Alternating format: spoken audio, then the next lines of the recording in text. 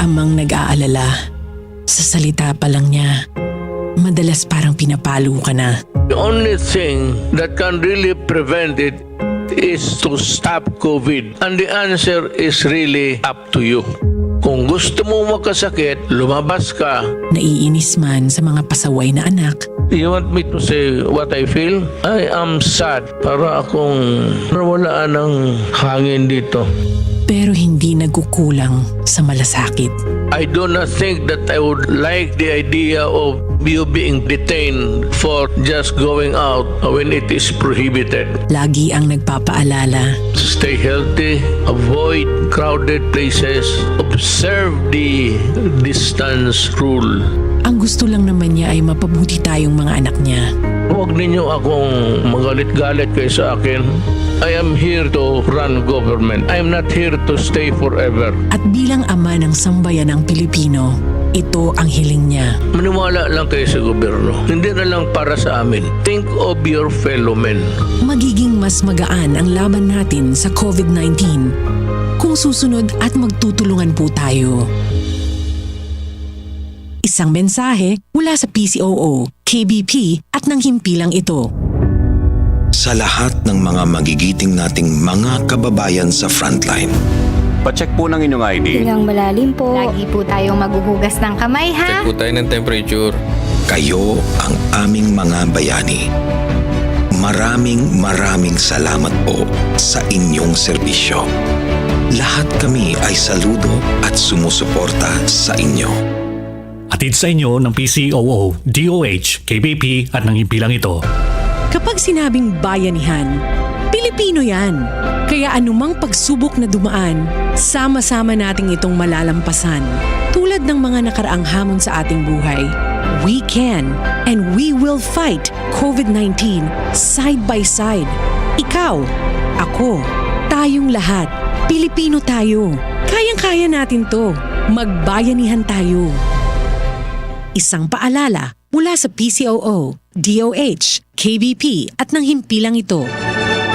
RPN Radio Philippines Network Radyo Ronda DZBS Baguio Member Kapisanan ng mga broadcaster ng Pilipinas. Basta't laging handa at merong disiplina. Kung tayo'y sama-sama, ay kaya natin to. Basta't laging handa at merong disiplina. Kung tayo'y sama-sama, ay kaya natin to. Kaya natin to. Basta't laging handa at merong disiplina. Kung tayo'y sama-sama, ay kaya natin to. Basta't laging handa at merong disiplina. Kung tayo'y sama-sama, ay kaya natin to. Kaya natin to.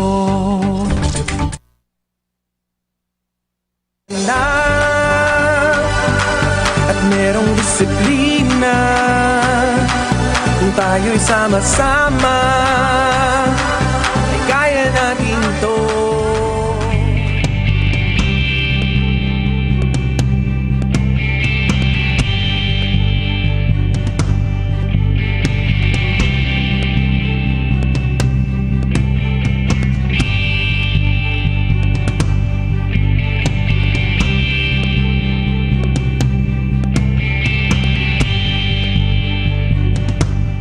Sa matinding laban natin sa Coronavirus Disease 2019, sugpuin din natin ang pagkalat ng fake news. Huwag magbahagi ng impormasyon na hindi tiyak ang pinagmulan. I-check mabuti ang source ng balita. Kumuha lamang ng impormasyon mula sa mga official channel ng Department of Health.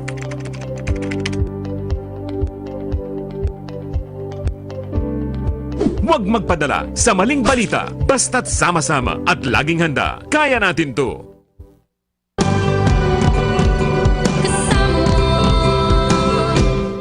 Para sa bayan.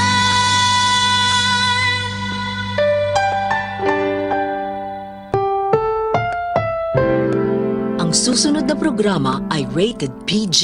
Ito ay nangangailangan ng patnubay at gabay ng magulang para sa mga batang manonood.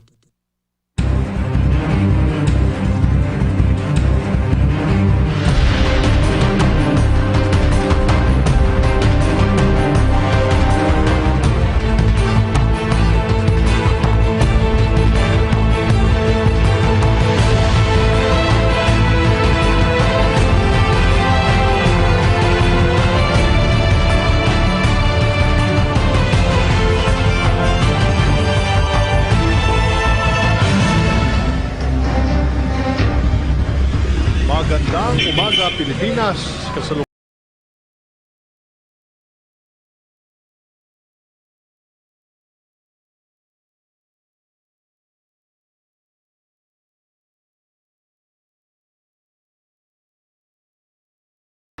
hindi lamang ng ating mga eksperto kundi ng bawat isa kung paano nga ba natin dapat harapin ang pagsubok na ito ng sama-sama at nagkakaisa. Ngayong umaga, samahan niyo po kaming muli upang alamin ang iba't ibang mga mainit na balita at impormasyon. Ako po yung lingkod, Secretary Martin Andanar, at ito ang public briefing, #laging handa, PH. Kagabi lamang ay inanunsyo sa Nation Address ni Pangulong Duterte ang mga community quarantine qualifications na ipapatupad sa buong bansa. Sasailalim po sa Modified Enhanced Community Quarantine ang Cebu City ngayong araw, July 16 hanggang July 31, 2020. Habang ang NCR ay mananatili sa ilalim ng General Community Quarantine. Sasailalim naman sa Modified General Community Quarantine o MGCQ ang iba pang mga lugar na makikita ninyo sa ating TV screens ngayon. At upang sumagot sa mga tanong ng bayan, maya-maya lang makakasama natin sa programa mula po sa Department of Education, si Secretary Leling Briones, kasama sina Yusek Diosdado San Antonio, Yusek Revsi Escobedo at Yusek Jesus Mateo. Nariyan din mula sa Philippine Embassy sa Kuwait, si Chargé d'Affaires Charleston Hermosura. Mula naman sa Department of Labor and Employment, si Assistant Secretary Dominique Tutay. At mula po sa Department of Trade and Industry, Region 11, Regional Director Maria Belinda Ambi. Makakasama rin po natin sa paghatid ng ulat ang Philippine Broadcasting Service maya-maya lang po. Samantala, para naman sa inyong mga katanungan, maaari po kayong magkomento sa live streaming ng ating programa sa PTV Facebook page. Una sa ating mga balita, Senador Bongo naglabas ng kanyang opinyon tungkol sa naging payag ni Pangulong Duterte kaugnay sa mga oligarko sa bansa. Anya, wala naman daw tinutukoy ang Pangulo na partikular na kaso. Ang pinag-uusapan lamang ay ang epekto ng patuloy na pagsugpo ng gobyerno laban sa korupsyon. Idinidiin lamang daw ng Pangulo na lumalabas din ang katotohanan sa likod ng mga maling pamamalakad ng ilang negosyante o kumpanya sa bansa base sa mga nakaraang taon ng paglaban ng gobyerno sa mga korap at abusado. Ayon kay Senador Go, hindi ito palalampasin, sa halip ay titiyaking maisasaayos ang mga mali ng sa gayon ay tuluyan ng masugpo ang korupsyon at mapang-abusong kalakaran. Samantala, patuloy naman ang pagbibigay suporta sa mga locally stranded individuals sa Metro Manila. Kamakailan, nagpaabot po si Senador Bongo ng karagdagang tulong na test kits para sa mga LSI at nagbigay naman ang DSWD ng cash assistance. Noong July 1 at 11, ang mga LSIs na nagnegatibo sa test ay binigyan ng Travel Authority at inihatid sa probinsya ng Albay. Nagbigay din ang team ni Senador Go ng food packs para sa mga LSI na uuwi ng Bohol. Pinaaalalahanan din ang mga concerned government agencies at mga benepisyaryo ng hatid tulong na maging mahigpit sa pagsunod sa mga health protocols kahit na makapasa sa screening test at sumailalim sa mandatory 14-day quarantine ang mga LSIs. Sa iba pang balita, hinimok na Senador Bongo ang pamahalaan na bigyang prioridad ang e-governance nang sa gayon ay mas mapadali at mapabilis ang pagbibigay serbisyo sa publiko sa gitna ng unti-unting pagbabago ng ating nararanasan dulot ng pandemya. Anya nakatakda siyang maghain ng panukala na magpapatatag ng plano para sa pagpapalit ng pamamaraan sa mga transaksyon at mga ipinoproseso sa gobyerno patungong e-governance. Ang e-governance ay paggamit ng information and communication technology para sa mas produktibong pagbibigay serbisyo ng pamahalaan.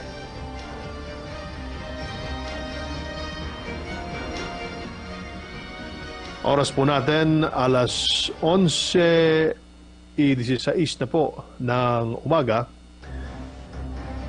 Tuloy-tuloy po ang ating programa. Yusek Rocky, are you there? Wala pa. Okay. Ngayon naman ay kumustahin natin ang lagay ng ating mga kababayan dyan po sa Kuwait. Makausap natin sa Philippine Embassy in Kuwait si Charge d'Affaires Charleston Hermosura. Magandang umaga po sa inyo, Charge d'Affaires.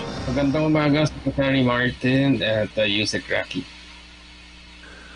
Sir, kumusta po ang sitwasyon ngayon sa Kuwait at mga OFWs na nananatili dito po sa inyo? So, magandang umaga po sa inyo po ulit at magandang umaga sa ating mga kababayan.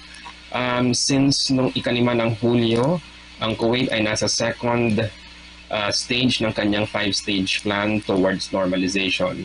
Ang ibig sabihin po nito, ang gobyerno at ang private sector offices ay nagbukas mula nung ika-5 ng Hulyo ng kanilang mga opisina, pero 30% staffing lamang po.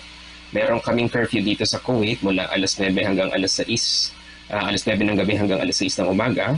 At nagbukas din po ang iba't ibang sektor tulad ng banking and finance, construction and building. Meron ding opening ang retail shops, ang mga restaurants and cafes, pero no dine-in lamang. At pwede na rin magpunta ang mga tao sa gardens at saka sa mga public parks. May isa lamang na area na naka-lockdown ngayon ng Farwania kung saan maraming nakatirang expatriates, especially Filipinos. Dito po sa Kuwait, meron po tayong as of yesterday, it's around 55,000 na po yung cases po dito. And out of 55,000, medyo marami-rami din po ang nakarecover na from COVID-19, around 46,000 po. Unfortunately, 399 ang casualties. Unofficially, nakakuha po kami ng dato na around 300 po ang mga Pilipino ho dito na nagkaroon ng COVID-19. And out of this number, around 260 have already recovered. Nakakalungkot lamang po dahil may 31 na namatay, including 4 na healthcare workers na Filipino dito po sa Kuwait. Straightforward po ang Kuwait pagdating sa casualties ng COVID-19. They are immediately buried at the Sulaybikat Central Cemetery, either at the Muslim cemetery or non-Muslim cemetery. Yung burials po nila doon are held according to religious tradition of the deceased. The embassy also expresses its sadness because noong pong ika-29 ng Hunyo ay namatay po ang welfare officer ng embahada ng OWA Kuwait na si welfare officer Eduardo Belilo. He has served 40 years in government, last serving in the Philippines as regional director ng OWA, and he has served in OWA Riyadh, Madrid, and lastly in Kuwait po. He died of pneumonia. Ano po ang datos natin sa mga OFWs na nawala ng hanap buhay dahil sa economic crisis na kinakarap po ng Kuwait dahil sa COVID-19? Okay. So, base po sa data po na nakalap po natin through Polo Kuwait, medyo marami-rami din po ang na-displaced po sa atin. Mga employed or rather 23,000 yung OFWs po natin dito sa Kuwait who have been displaced because of loss of jobs or dahil po no work, no pay po sila. And this number came from Polo Kuwait. Based on the applicants for the DOLE, abot kamay ang pagtulong or AKAP Financial Assistance Program. Dito po sa programang pong ito, may 5,000 na po, 5,011 na nakakuha po ng financial assistance under ng DOLE AKAP program. Ongoing po ang mga pagbigay ng or ang evaluation po ng DOLE AKAP applications. And since the start of the pandemic, through PhilCom leaders and volunteers, nagbigay po ang embahada ng 31,000 food packs sa mga kababayan po natin sa Kuwait. Ang sourcing po natin nito are OWA and then individual donors and even company donors po. Kamakailan lamang ay nakapagpauwi po tayo ng more than 300 OFWs sa Pilipinas mula po sa Kuwait. Gaano po karami ang napauwi natin at ano po ang mga assistance na ibinigay natin para ligtas at maayos po silang makauwi? What I mean is, ilan po yung pwede pang mapauwi? As of now, around 4,000 na po yung pauwi po natin. So it started noong March 25 when we sent home 253 distressed Filipinos. And then nagkaroon po ng amnestiya ang Kuwait buong buwan ng Abril. Because of the amnesty, nakapagpauwi po tayo ng 2,213 na mga kababayan po natin. Itong pong mga flights na ito mula ng March 25 at saka yung amnesty flights po were all paid for by the government of Kuwait. Now, para ma-ensure yung safe na pag-land sa Pilipinas, kami po ay nakapag-coordinate sa Civil Aviation Authority of the Philippines and the authorities of the Philippine and Kuwaiti governments. In fact, in the past 18 days, we have also facilitated some repatriations through coordinating with CAAP and with various government authorities, especially the DFA po. And we, in the last 18 days, nakapagpauwi po tayo ng 1,550 na mga kababayan po natin. Kailan po ang Right now, next scheduled flights? Ano po yan, Secretary? Sorry. Yes, Sir RJ, kailan po yung next scheduled flights ng mga gustong umuwi? Kumuha po kami ng, or rather we asked for assistance for CAAP clearance for a flight that, if I'm not mistaken, is going to take place on the 19th of July po. Yes, sir. Para po sa kapakanan ng mga gustong makauwi po, ano po ba yung proseso para sila makapag-apply?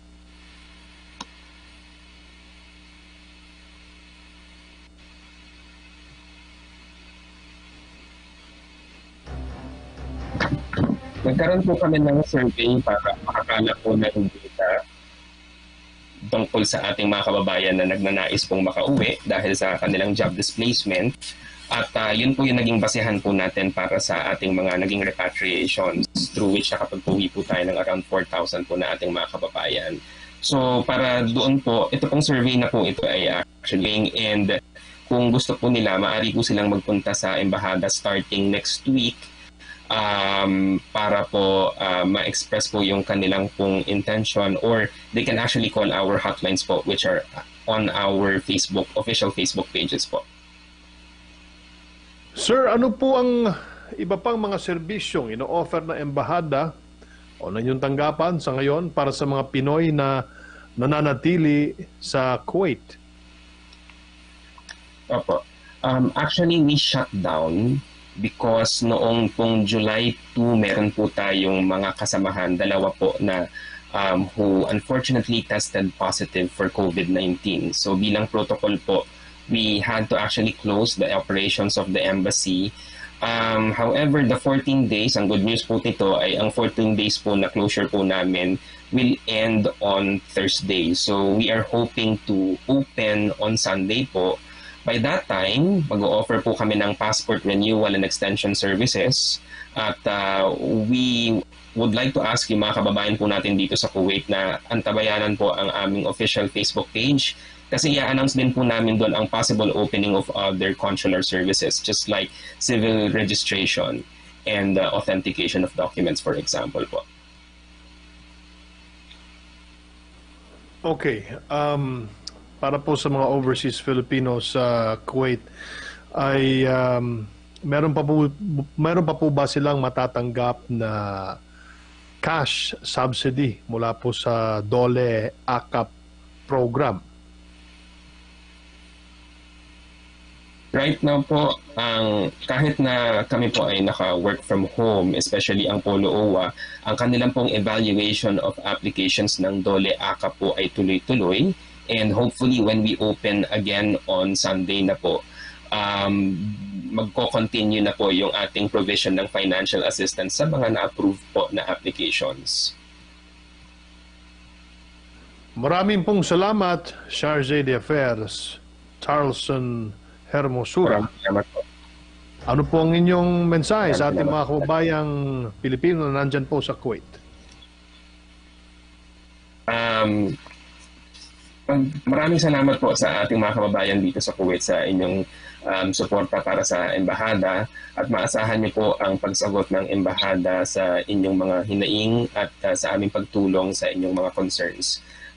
Kailangan po nating na patuloy na magkaisa dahil sa pamamagitan ng ating pagkakaisa at sa pamamagitan ng pagtulong ng pamahalaan ay manalagpasan natin itong isang pinakamalaking hamon sa atin sa panahon na ito, ang COVID-19. Manatili lamang po tayong nag-iingat sa lahat ng ating ginagawa. Ngayon na pwede na tayong lumabas kahit papaano at may mga pwede na tayong puntahan, patuloy pa po tayong mag-iingat dahil ang sakit ay nandyan pa rin. At kami ay nag-wish na lahat po would stay safe and healthy sa ating mga kababayan dito sa Kuwait. Thank you so much once again. Samantala, talakayin naman natin ang mga proposed programs ng Department of Labor and Employment sa ilalim ng Bayanihan to Recover as One Act. Makakausap po natin mula sa DOLE Employment and General Administration Cluster, OIC Assistant Secretary Dominique Tutay. Magandang umaga po sa inyo, ASEC. Magandang umaga din, Sir Martin, at sa lahat po ng ating mga kababayan sa Kabisayaan at Kamindanawan. Maayong adlaw kaninyong tanan. ASEC Tutay, ano-ano pong programa para sa mga manggagawa na naapektuhan ng pandemya ang nakapaloob kung sakaling may isabatas ang Bayanihan 2 or Bayanihan to Recover as One Bill? Sec Martin, kami po ay nag-propose na maipasama po sa Bayanihan to Recover as One Bill ang TUPAD, Emergency Employment Program, para po sa ating mga informal sector. Patuloy rin po yung ating COVID Adjustment Measures Program para sa mga manggagawa sa ating formal sector at syempre po yung AKAP para po sa ating mga OFWs. Merong konting twist lamang po doon sa formal sector na COVID Adjustment Measures Program dahil ang gusto po natin, ito po ay wage subsidy na ibibigay po natin doon po sa mga establishments na ang konsiderasyon po bago sila bigyan ay kailangang ibalik po nila yung kanilang mga manggagawa bago po mabigyan itong wage subsidy na tinatawag po natin. And this is really, objective po natin is to preserve and protect employment of our Filipino workers. Magkakaroon po ba ng second tranche ang COVID-19 Adjustment Measures Program o CAMP at ang abot kamay ang pagtulong AKAP program kung sakaling maipasa po ang Bayanihan 2? Opo, tuloy-tuloy po itong ating programang CAMP at saka AKAP. Sana nga po ay maisabatas na po itong Bayanihan to Recover as One. Para tuloy-tuloy po yung ayuda doon po sa mga hindi nakatanggap noong Bayanihan 1. Paano naman po tinutulungan ng DOLE ang mga manggagawang nasa informal sector? Opo, meron tayong Emergency Employment Program, Sec Martin, under our TUPAD program at nilalayon po ito under the Bayanihan to Recover as One na maabot po natin ang 1 milyon na mga workers in the informal sector under the Emergency Employment Program of TUPAD. Tungkol po naman sa repatriation ng mga displaced at distressed OFWs, pati na rin ng mga labi ng mga kababayan nating sumakabiling buhay. Magpapatuloy pa rin ba ang repatriation sa ilalim ng Bayanihan 2?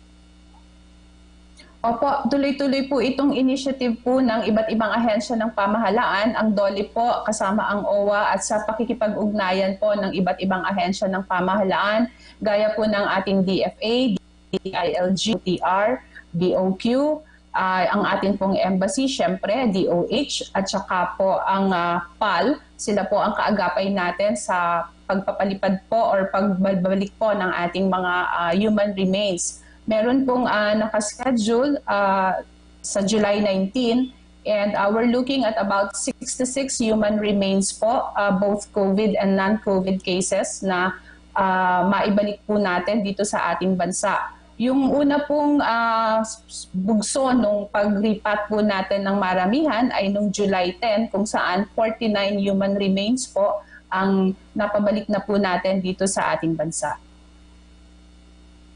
Sek Tutay, ano-ano ang mga paghahandang ginagawa ng DOLE upang maibsan ang pag-aalala ng ating mga kababayan tungkol sa kasalukuyang employment situation sa bansa?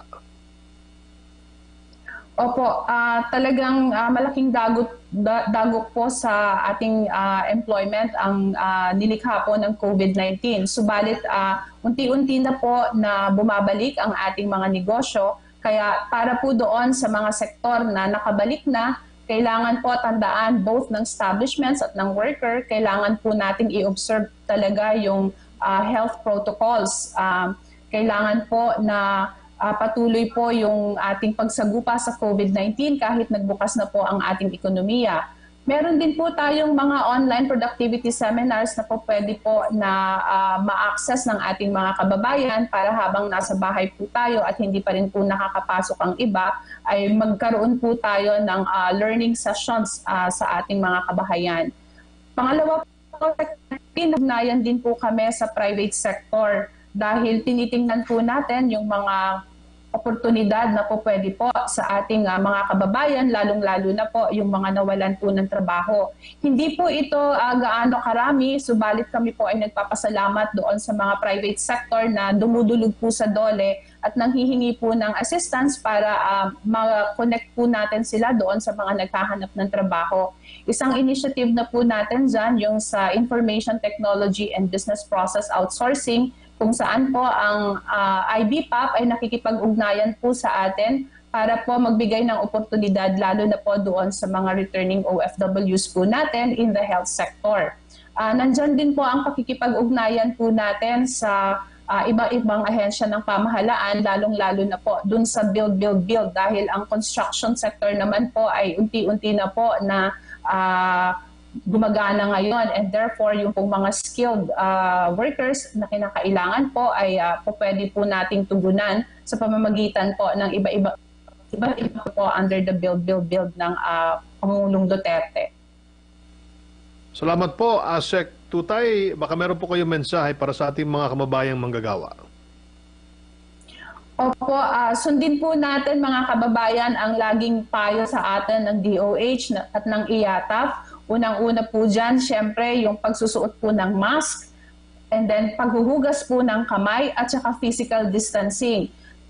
The government can only do so much pero kung hindi po manggagaling ang disiplina sa atin mismo ay mahihirapan po tayo na talagang mahinto o mabawasan pa itong cases po ng COVID. At manatili po ang ating faith sa ating pamahalaan dahil ito naman po ay ginagawa nila ang lahat ng makakaya po para po ang ating mga kalusugan at ang ating pong ekonomiya ay patuloy po para makarecover po tayo dito sa pandemic na hatid po ng COVID. Maraming salamat po. Mabuhay po kayo, Sek Tutay. Samantala, 1 buwan na lamang at magsisimula na ang school year 2020 para kumustahin ang mga update ukol sa ating sektor ng edukasyon. Makakasama natin mismo ang kalihim Liling Briones ng Department of Education. Kasama po sina Yusek Mateo, Yusek Diosdado San Antonio at Yusek Revsi Escobedo. Magandang umaga po sa inyong lahat. Magandang umaga. Sec Liling, unang tanong po ay nagsagawa ang DepEd ng simulation o dry run ng distance learning at blended learning na ipatutupad po natin this school year. Ano po ang assessment ninyo so far?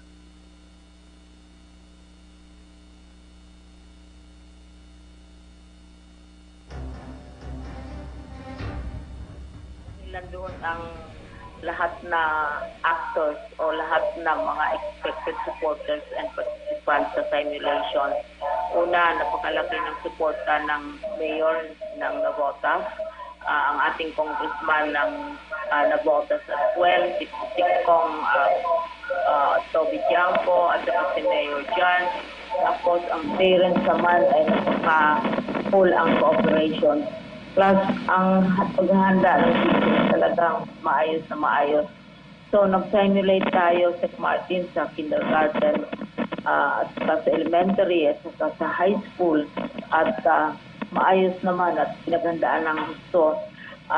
Makikita natin na isa ito sa mga signals na oobra, mag-work ang ating blended approach to education.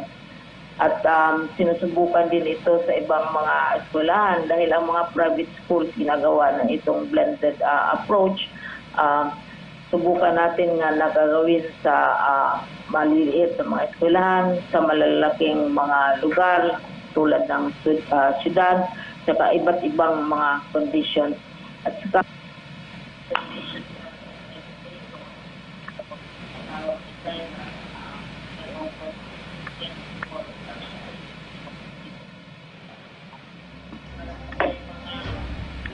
Okay. Nawala pa yung audio natin kay Secretary Liling Briones. Subukan natin si Yusek Escobedo. Yusek, can you hear me? Yusek? Secretary Martin. Yes, sir. Deadline po kahapon ng enrollment for school year 2020. Ayon din po sa inyong report ay 20 million ang enrollees natin, which is only 80% ng enrollees last year. Ano po sa tingin ninyo ang dahilan ng mas mababang enrollment turnout this year? Secretary Martin at sa mga kasama of education, Liling, inaasahan po namin ang pagbaba ng enrollment ngayong school year 2020 to 2021. And sa mga una naming pahayag, ay nabanggit namin na mga 80% ang pababa nito dahil unang-una ay dinaranas ng mga magulang yung epekto ng pandemya sa ating mga kababayan ang nawala ng trabaho. And in fact, doon sa record natin sa private schools, marami pa ang mga hindi talaga nakapag-re-enroll. At malaking bilang nito ay nag-transfer na sa public schools. So yung nawalang oportunidad, nawalan ng trabaho, isang malaking fan. And pangalawa, agam-agam pa rin yung mga parents at nag-aantay. Role ba nila yung kanilang mga anak dahil nga meron tayong kinakaharap na pandemya at inaala yung kalusugan at kaligtasan ng kanilang mga anak. Pero sa amin, sa kagawaran, sinisiguro namin na sa pagbubukas ng klase ay tinitiyak namin yung kalusugan at kaligtasan ng mga bata, magulang at pati na rin yung komunidad. At isa ito sa mga prinsipyo ng Learning Continuity Plan ng Department of Education. So, yung July 15 deadline namin, meron lang tayong 20.5 million enrollees for the school year 2020-21. Pero ang Department of Education po naman ay bukas pa rin kung sakaling may hahabol na magpapatala para sa enrollment. Bukas pa rin hanggang sa pagbubukas ng klase. Yusek Escobedo, ano po ang balak natin gawin para sa mahigit milyon na mga estudyanteng hindi pa enrolled as of now. Opo. Gaya nga nanggit ko, magkakataon pa rin na magpatala sila hanggang kahit sa pagbubukas ng klase. Kung talaga sila makapagpatala 24, yung pagbubukas natin ng klase, ang aming pong kagawaran ay hapin po yung mga nawawalang mga mag-aaral. At ito ay ipapasok namin sa alternative learning system namin. Matagal na namin ginagawa. Ito yung mga ginagawa namin sa mga out-of-school youth, yung mga hindi nakakapasok sa formal na sistema. Doon namin sila pinapasok. Kahit na wala sa formal na sistema ng edukasyon, binibigyan din ng edukasyon sila saan man sila naroon at anuman ang kanilang mga limitasyon sa pag-aaral. At sa Para po naman kay Yusek Mateo, marami pong lumipat mula sa private schools to public schools this school year. May magiging epekto po ba ito sa education industry in general, lalong-lalo na sa private sector? Well, kagaya ng sabi ng magandang umaga, Secretary Andanar, at saka sa mga kasama ko dito sa department, mas lalong na sa aming kalihim, si Secretary Leonor Mactolis Briones. Doon sa katanungan niyo po, totoo po yun, kagaya ng sinabi ng ating pangalawang kalihim na si Rebsi Escobedo, meron pong mga 305,000 na mga mag-aaral sa pribadong paaralan na lumipat po sa pampublikong paaralan. Kagaya ng sinabi rin po ni Yusek Escobedo, ito kadahilanan do sa epekto ng pandemya, no? Yung apektado yung kanilang employment. Ngayon po, ang ating pamahalaan, meron pong tinatawag na Government Assistance to Student, Teachers and Private Education. Yan po ay binibigay natin doon sa mga paaralan para sa ganon na mabigyan ng assistance in the form of tuition at teacher subsidy yung mga paaralan natin para hindi nga po magsarado. Sa katunayan nga po, nung I think May yun, ang ating kalihim ay dumulog sa Interagency Task Force para po i-elevate yung hinanaing o yung request ng mga private school na kung pwedeng isama po sila doon sa programa ng ating pamahalaan. Kasi apektado po talaga yung kanilang mga guro at kanilang mga iba pang empleyado. Para po naman kay Undersecretary San Antonio, yung curriculum po natin for this school year, may mga nabago po ba para maka-adapt sa new learning strategies ng DepEd? Magandang umaga po, Secretary Martin. Magandang umaga po, Secretary Liling at mga kasama ko sa DepEd. Magandang umaga rin po sa mga tagapanood at tagapakinig. Ang curriculum po, yung mga subjects, parehas din po.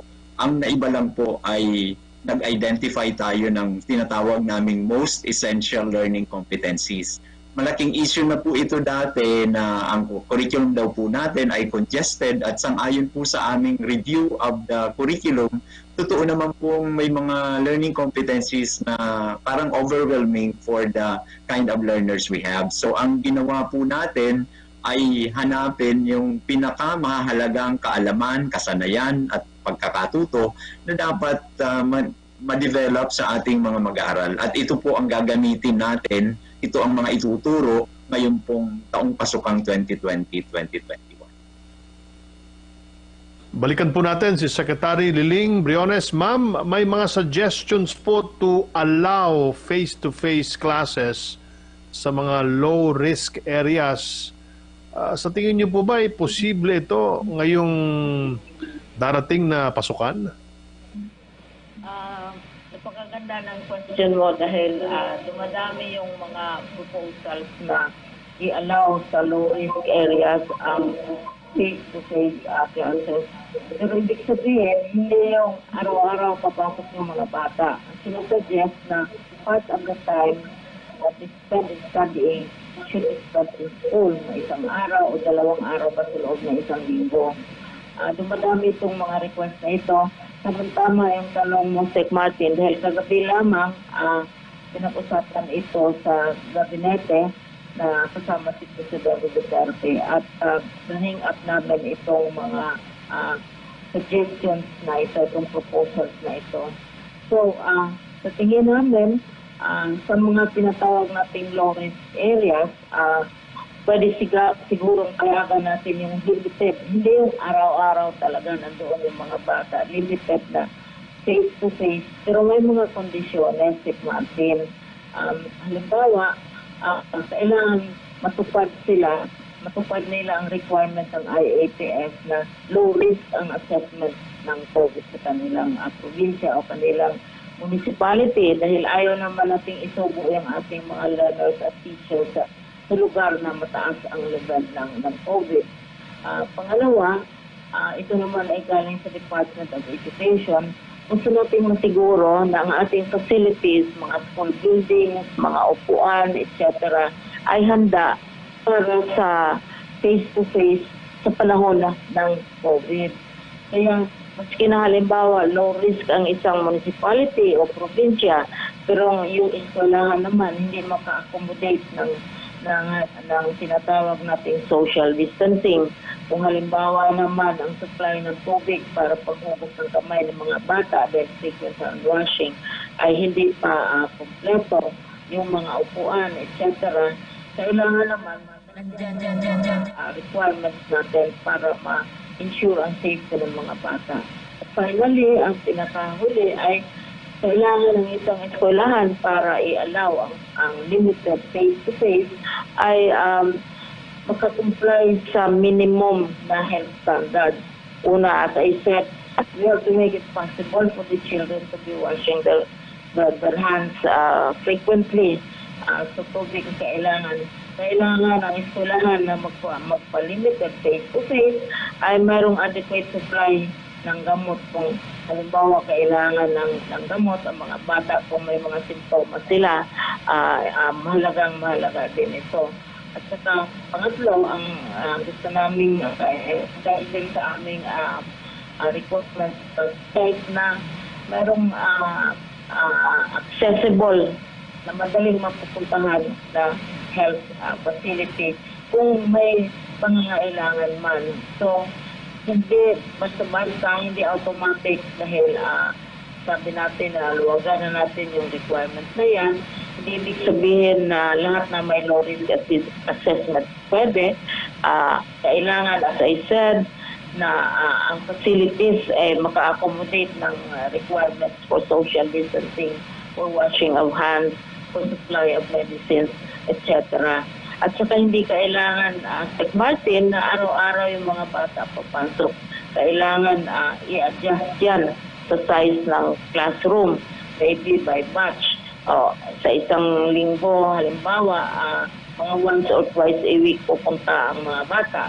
Ito ay ginawa sa halos lahat ng mga bansa sa Southeast Asia at yung mga kasamahang mga ministers of education. Kinakumbine nila yung face-to-face pero very limited at saka carefully regulated dahil ayaw nating marisko ang mga bata. At the same time, na-recognize naman natin na makakatulong ang face-to-face relationships ng mga bata sa kapwa bata, sa kanilang teacher, sa kanilang administrators, para naman magiging as much as possible magiging maganda naman ang environment ng pag-aaral nila. They will grow up to be good human beings and not necessarily good robots all the time. So yun ang ating paningin. Slow by slow, careful evaluation bago papayag tayo sa face-to-face na sessions na limitado. Maliwanag sa Presidente, binigyan niya talagang diin niya yung limited face-to-face. Hindi na maghapon ang bata na doon nakababat sa school facilities. sinabi din ni Secretary Galvez na i-discourage natin yung mga physical, halimbawa sa physical education, sa sports, na medyo may exposed ang mga bata sa isa't isa.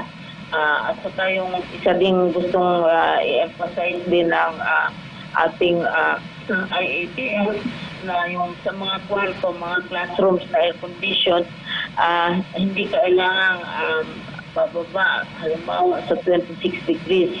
Mas mabuti pa yung hindi air condition at saka yung flow ng hangin ay free kaysa yung air condition na sobrang lamig na nakaikot lang sa isang lugar yung sa loob ng closed space ang hangin, no, na hinihinga ng mga bata.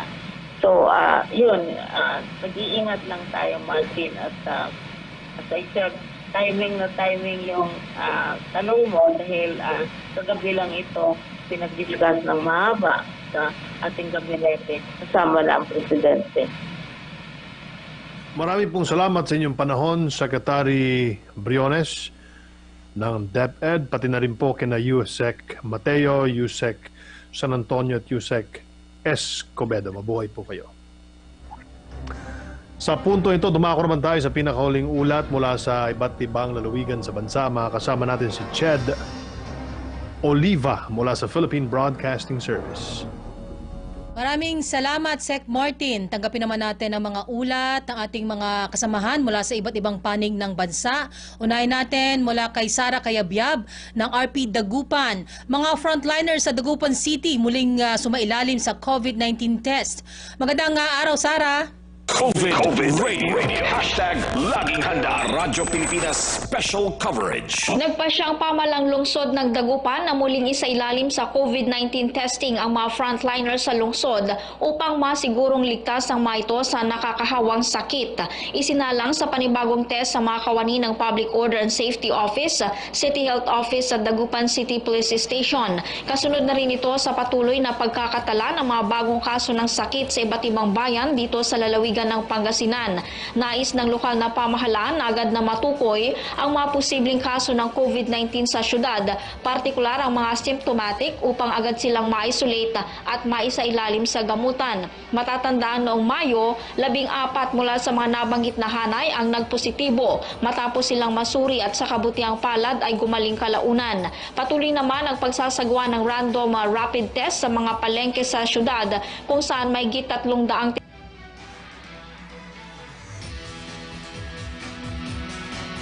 Okay, yan po ang report ni Sara Cayabyab. At lipat naman tayo sa RP Zamboanga. Report mula kay Justin Bulanon.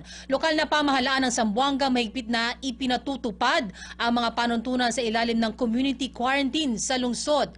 Justin, magandang araw. COVID Radio. Hashtag Laging Handa. Radyo Pilipinas Special Coverage. Nagsagawa ng roving patrol ang mga kinatawan ng lokal na pamahalaan ng Zamboanga sa pakikiisa ng mga otoridad upang mahigpit na ipatupad ang mga panununtunan sa ilalim ng community quarantine sa lungsod. 7 mga establishmento ang nahuling lumabag sa liquor ban sa ilalim ng Modified General Community Quarantine matapos magsagawa ng operasyon ang Roving Patrol Compliance Team kamakailan lang. Kabilang ang roving patrol sa pagsisikap ng lokal na pamahalaan ng Zamboanga upang mapagtibay ang pagpapatupad ng quarantine guidelines sa lungsod. Samantala, nagbabalik naman sa General Community Quarantine o GCQ ang lungsod ng Zamboanga simula sa araw na ito matapos itong iulat sa live broadcast kagabi sa pagpupulong ng Interagency Task Force kay Pangulong Rodrigo Roa Duterte. Mariing hinihimok naman ng lokal na pamahalaan ang mga residente ng lungsod na sumunod sa mga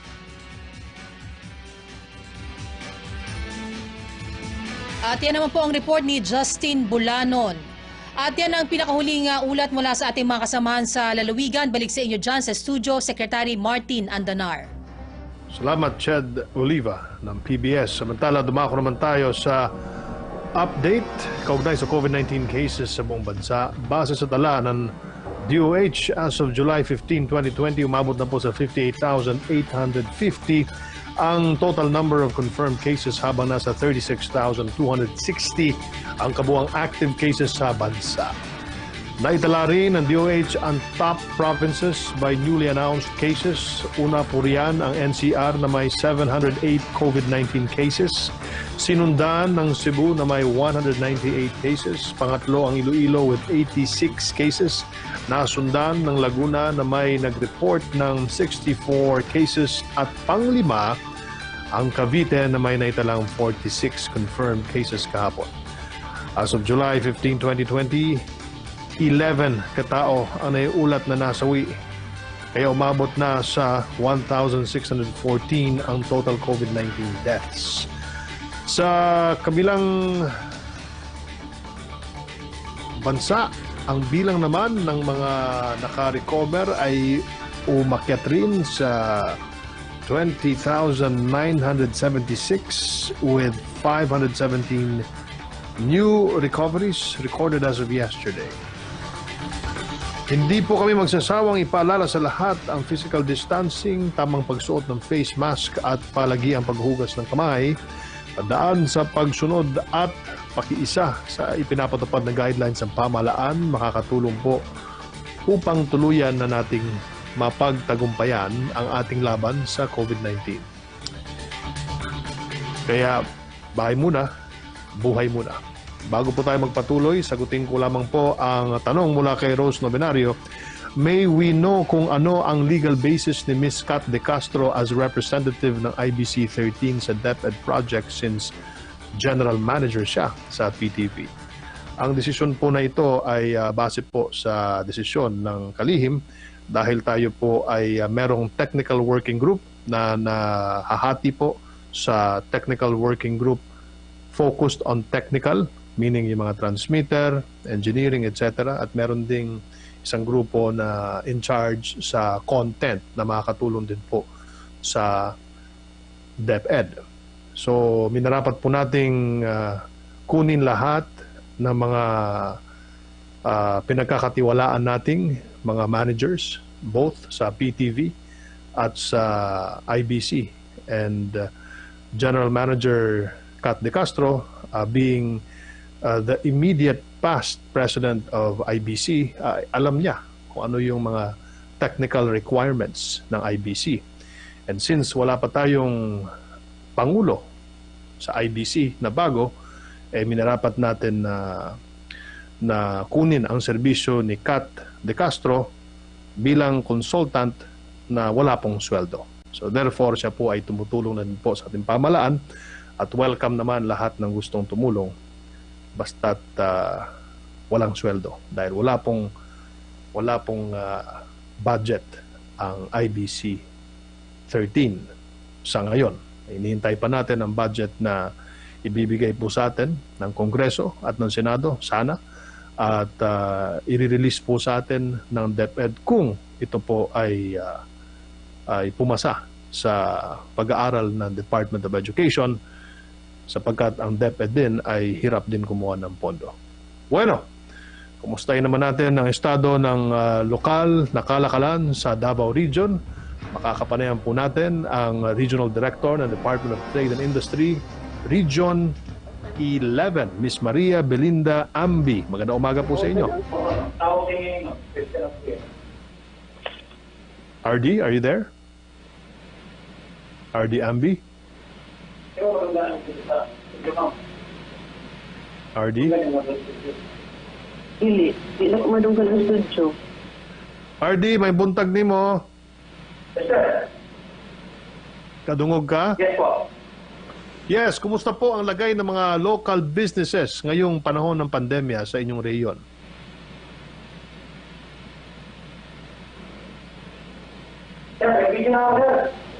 Yes, I can hear you. Kumusta ang negosyo diya sa inyo ha karon panahon ng pandemya? Ano po? Pagkakawag naman siya. Okay. Wala.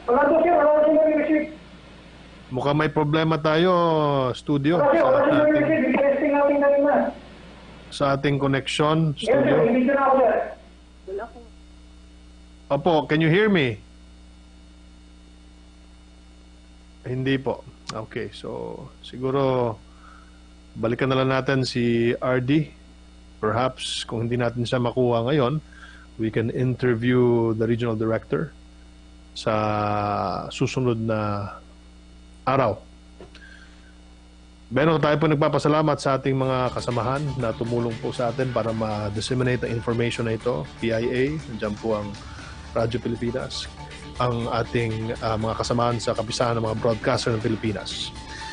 At yan nga po ang mga balita na kalap natin ngayong araw. Maraming salamat po sa mga bisita na naglaan po ng kanilang oras sa pagbibigay linaw sa mga impormasyon na mahalagang malaman ng ating mga kababayan.